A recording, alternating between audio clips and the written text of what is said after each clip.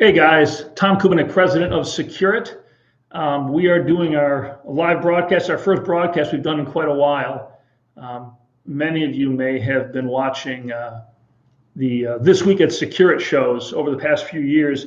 We got crazy busy with military, with retail product sales, and we just stopped making those videos. We want to get back into it, but I wanted to get started, and I figured the quickest way was just to go live. So things going on at SecureIt right now. First off, with this COVID-19 thing, I've got the business office, sales office is running remote. We're fortunate, we've got really good technology, good software. Most of the people in the company are saying they're getting more done working remote than working in the office. As far as customer sales questions, tech support and service, we've got a ticketing system in place that's working really, really well. If you've got a question or you need tech support or service, call into our number. There's an automated prompt with instructions, but basically you're pressing 0. You're going to leave a message. It goes to our basic customer service group. They then will have that call routed to the proper person. So if you've got a question about Agiles or a question about a fast box or installation, the expert in that product line will call you back. The bulk of all service calls are being returned in less than an hour. The balance of that gets picked up typically within 2 hours, unless we've got where we can't get a hold of somebody.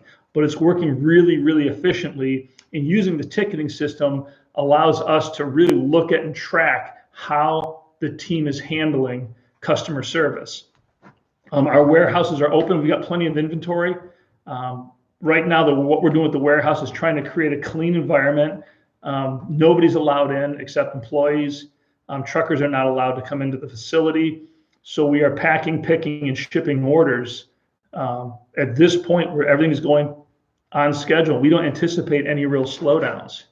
What we're going to try to do is get a weekly broadcast out of what's going on in the industry and kind of what we're seeing. Ryan, normally, he's our young head of retail sales. He normally shoots with me.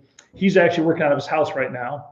And we'll figure out how to do a remote broadcast and bring him in at some point. I just didn't want to wait.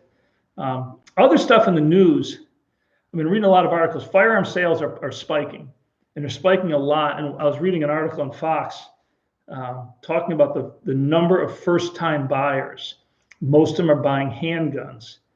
And the decision to buy a firearm, your first one, can be a big decision. It should be made with a certain level of education and kind of investment into making this decision.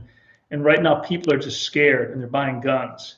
While I absolutely respect their right to defend themselves with a firearm, most of our customers, most of the people that watch our show are pretty active shooters. They're pretty, they're proficient. You guys are good at what you do, and a lot of you guys shoot a lot. If you know people that are looking at buying their first firearm, give them the best guidance you can. If you're looking at a handgun, it requires a lot of training, the right training, and it requires a lot of practice. Buying a first gun, shooting 10 rounds and thinking you're going to be safe is just wrong. It's just the wrong way to do it. If it was me, if I'm giving advice to somebody buying a first gun, I would say don't get a handgun, get an AR-15. If you're not a gun person, that gun is painted as a big, black, scary gun.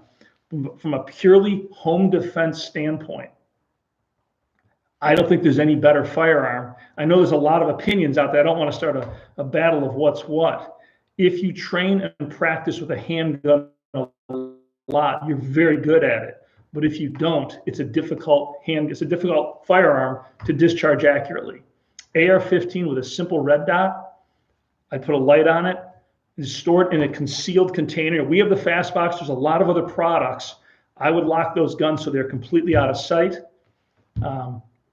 It is a gun, if you're a first-time shooter, that is easy to fit to your body, minimal recoil, and with some basic training and what I'm going to say a modest or moderate amount of practice, you can be marginally proficient or proficient enough to not be a danger. If you're new to firearms, you're looking at home defense. As far as ammunition, I would highly recommend looking at modern frangible rounds. These are rounds that are designed to disintegrate on impact. Originally, they were developed for training to prevent overpenetration. But cropping power, but when they hit drywall, they're going to dissipate quickly.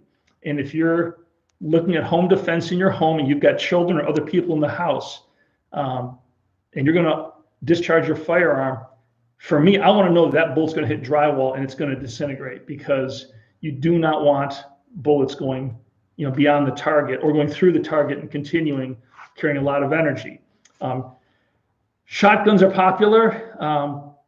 I find you get very limited ammunition. They don't hold a lot. They recoil like crazy. Drywall penetration on buckshot is a lot farther than what people think. We're going to be shooting a video this spring, taking a wide variety of handguns on up through pretty powerful rifles and lining up a whole bunch of sheets of drywall on a rig and just shooting a video on what shoots the farthest through drywall. I've done this before. We didn't shoot it. And it's shocking how far buckshot and some of the BBs, how much drywall they go through, the way that round compresses and goes through. Anyhow, the point of today is let you guys know what's going on. And I see these articles with people all rushing to buy their first guns. If you're an avid gun owner, an avid shooter, and you know people considering this, help them make the best decision. Because if they're operating out of fear, people tend to make decisions that aren't necessarily the best. And as far as the firearm industry goes, we gun owners, we are the ones that can do the most to protect our industry, protect our sport, and protect our Second Amendment rights. We'll be trying to do a show now every Thursday. We might even go to Tuesday and Thursday, and talk about some of the products that are coming out, some of the things we're doing. So I'll be back on next Thursday. I'm going to shoot for 4 o'clock Eastern time. We're going to have an email out through exact schedule of that. All right, guys, thanks a lot. Everybody be safe out there.